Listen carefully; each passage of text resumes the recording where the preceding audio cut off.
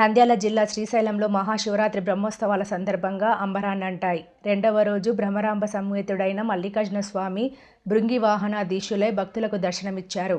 శ్రీశైలం ఆలయ విద్యుత్ దీప కాంతులతో మిరుమిట్లు గొలుపుతూ భక్తులను ఆకట్టుకుంది. ఆలయంలో ఉదయం నుంచి రాత్రి వరకు అర్చకులు, వేద పండితులు ప్రత్యేక పూజలు నిర్వహించారు. భ్రమరాంబ సమేత మల్లికార్జున స్వామి అమ్మవారి ఉత్సవమూర్తులను అక్క మహాదేవి అలంకార మండపంలో భృంగి వాహనంలో ఆవాహింపజేసి అర్చక స్వాములు వాహన పూజలు నిర్వహించి ప్రత్యేక హారతులిచ్చారు.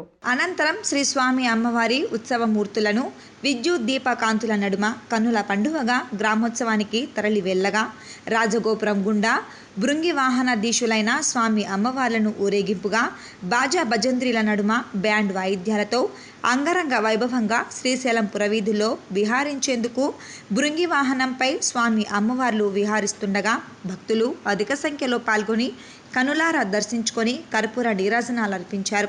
ఉత్సవమూర్తుల ముందు కళాకారుల ఆటల నృత్యాలు భక్తులను ఎంతగానో ఆకట్టుకున్నాయి. ఈ వాహన సేవ పూజా కార్యక్రమంలో దేవస్థానం ఈవో ఎం శ్రీనివాసరావు దంపతులు, ఆలయ అర్చకులు, పెద్ద ఎత్తున భక్తులు పాల్గొన్నారు.